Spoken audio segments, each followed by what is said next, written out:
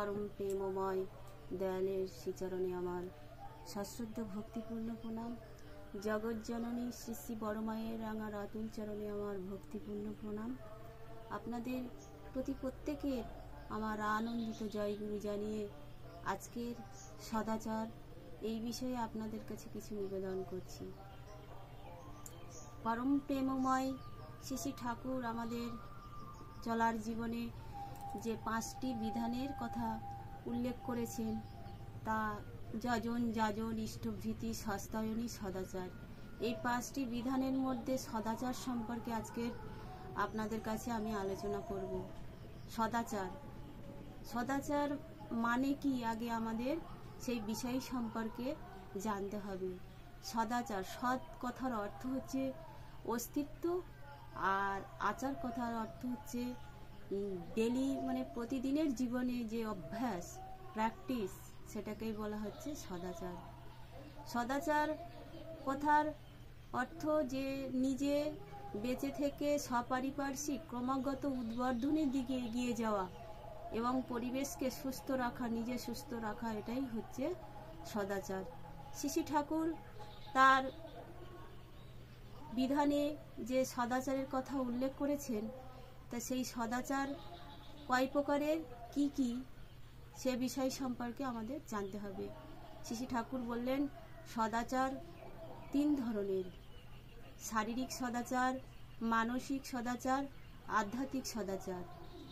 শারীরিক সদাচারগুলো কেমন, মানসিক সদাচারগুলো কেমন এবং আধ্যাত্মিক সদাচারগুলো কেমন, শ্রী শ্রী ঠাকুর আমাদের বিভিন্ন গ্রন্থে এবং বাণীর মাধ্যমে আমাদেরকে দিয়ে গেছেন। সদাচার কথাটা অর্থ যে সদাচার আমরা যদি না পালন করি, আমরা যতই যজন যাজন ইষ্টভৃতি করি, সস্তায়নী করি, সদাচার পালন না করলে আমাদের এই বিধানগুলো ঠিকঠাক পরিপূর্ণ হয় না। শ্রী শ্রী ঠাকুর সদাচার সম্পর্কে বাণী দিলেন, সদাচারে রত নয় পদে পদে তার ভয়, সদাচারে বাঁচে বাড়ে লক্ষ্মী বাঁধা তার ঘরে। শ্রী শ্রী ঠাকুর আবার বললেন, সদাচার বলে কারে তা কি রে তুই বুঝিস, যে আচারে বাঁচে বাড়ে, যে আচারে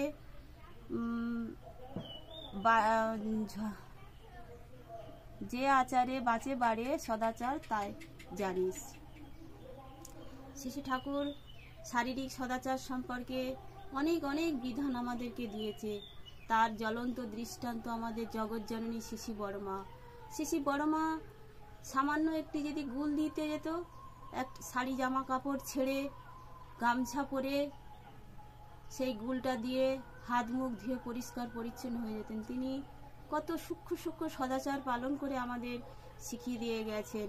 শ্রী শ্রী ঠাকুর যে সদাচার দিয়ে গেছেন, সদাচার কিন্তু যে স্থান কাল পাত্রভেদে হয় না, এটা সব সময় ছিল।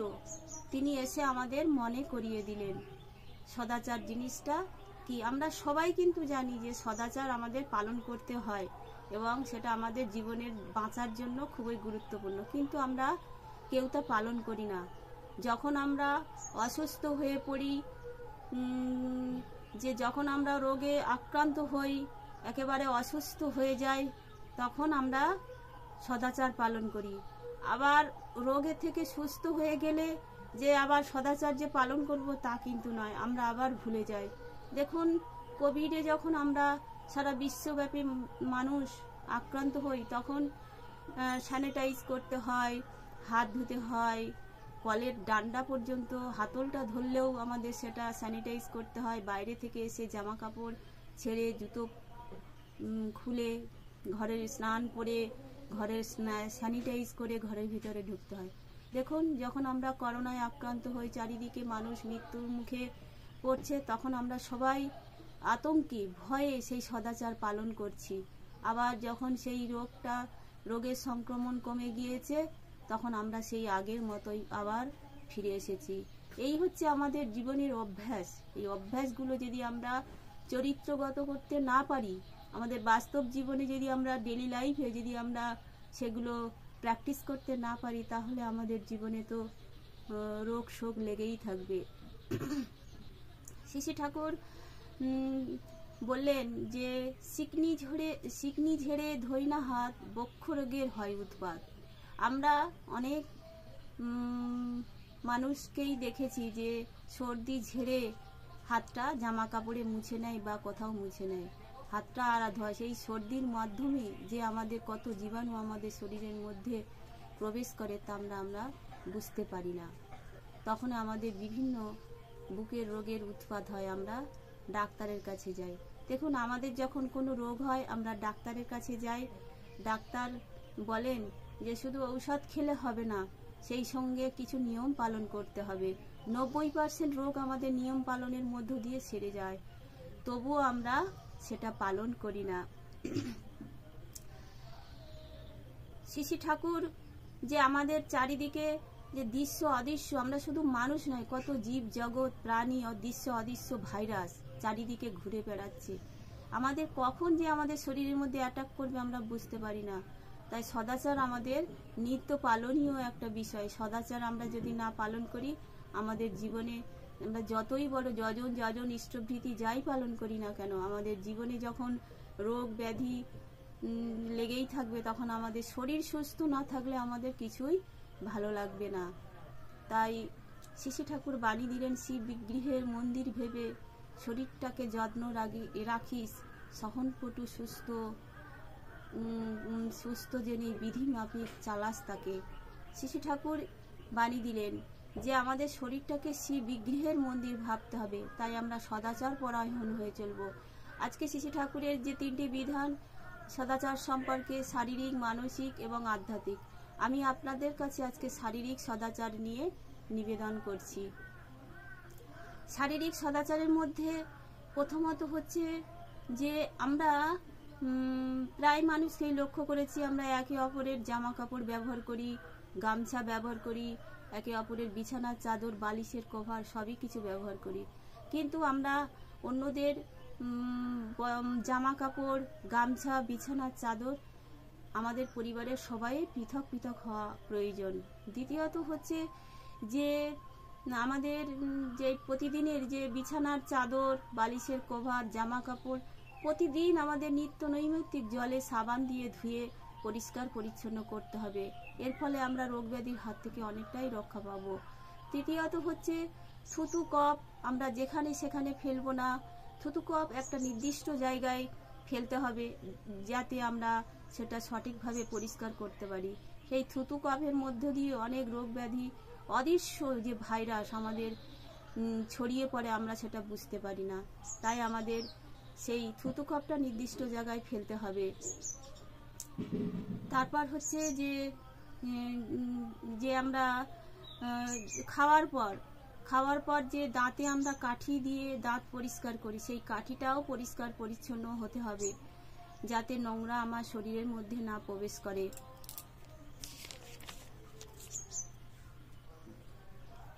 তারপর হচ্ছে যে সদাচার সম্পর্কে তিনি বহু সাবধান বাণী আমাদের উল্লেখ করে গেছেন যে সদাচার, যে কারুর ধরো রোগ হলো, সেই সংক্রমণ, সেই রোগাক্রান্ত মানুষের কাছে আমাদের যত না যাওয়া যায় ততই মঙ্গল।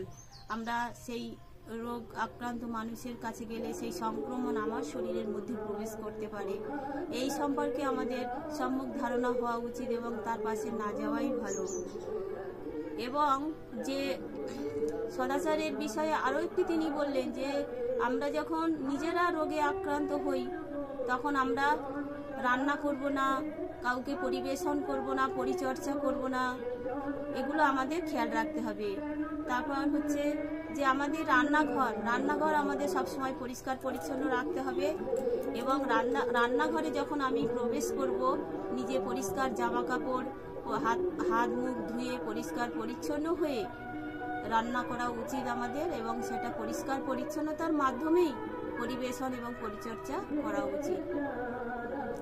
তারপর আমাদের শ্রী ঠাকুর বললেন যে বেশি ঘুমানো আমাদের উচিত নয়। অতিরিক্ত ঘুম মানে আমাদের স্নায়ুগুলো অলস হয়ে যায়, আমরা অলস প্রকৃতির হই, আমরা কর্মপরায়ণ হতে দূরে থাকি। তাই আমরা বেশি সময় না ঘুমিয়ে কিছু সময় ঘুমিয়ে যে নিয়ম মতো ঘুম ঘুমের একটা সময় আছে, সেই সময়ের মধ্যে ঘুমিয়ে নাম ধ্যান পরায়ণ হয়ে চললে আমাদের সেই ঘুমের ঘাটতি মেটে। আমরা বেশি ঘুমোবো না, এটাও একটা শারীরিক সদাচারের মধ্যে পড়ে। শাস্ত্রে নিষিদ্ধ আছে যে অধিক ভোজন, অতিরিক্ত খাওয়া এবং অতিরিক্ত তেল মশলা খাওয়া, এটাও আমাদের একটা শারীরিক সমস্যা। এগুলো আমরা এড়িয়ে চলবো। আমরা এই সমস্ত শারীরিক ক্রিয়া থেকে আমরা দূরে থাকতে পারবো এবং রোগ ব্যাধি থেকে আমরা যত দূরে থাকবো আমাদের শরীর মন সুস্থ থাকবে। আমরা ইষ্টপরায়ণ হয়ে চলতে পারবো। এর পরবর্তী হচ্ছে যে শাস্ত্রে নিষিদ্ধ কতকগুলি তিথি অনুযায়ী কতকগুলো খাবার নিষেধ আছে। যেমন রবিবারে মসুর, কলাই, আদা, মধু, বেল ইত্যাদি না খাওয়াই ভালো। এবং যে তামার পাত্রে মধু, ঘি এগুলো না খাওয়া, কাঁসার পাত্রে ডাবের জল, নারকেলের জল, নারকেল রাখা এগুলো না খাওয়াই ভালো। বেগুন সিদ্ধ, তারপরে দুধের সাথে লবণ, এগুলো আমাদের স্বাস্থ্যের খুবই স্বাস্থ্য হানিকরের একটা উত্তম ব্যবস্থা। তাই মুড়ির সাথে দুধ না খাওয়াই ভালো, কেননা মুড়িতে লবণ দেওয়া থাকে। এই সমস্ত শারীরিক বিধানগুলো আমরা প্রতিদিন নিজেদের বাসি জামা কাপড় পরিত্যাগ করব এবং এক পাত্রে, ঠাকুর বললেন যে একসাথে আহার করো, কিন্তু এক পাত্রে নয়। এক পাত্রে আহার করলে আমাদের বিভিন্ন সংক্রমণের একে অপরের শরীর থেকে আরেকটা রোগ গিয়ে তাকে সংক্রমণ করতে পারে। এর ফলে আমরা শারীরিকভাবে অসুস্থ হই। শারীরিক অসুস্থতা থাকলে আমাদের কোনো সদাচার পালন করা সম্ভব হয় না। তাই শ্রী ঠাকুরের এই বিধান যে সদাচারের 3টে ধাপ, তার আজকে আমি এই শারীরিক সম্পর্কে আপনাদের কাছে নিবেদন করলাম।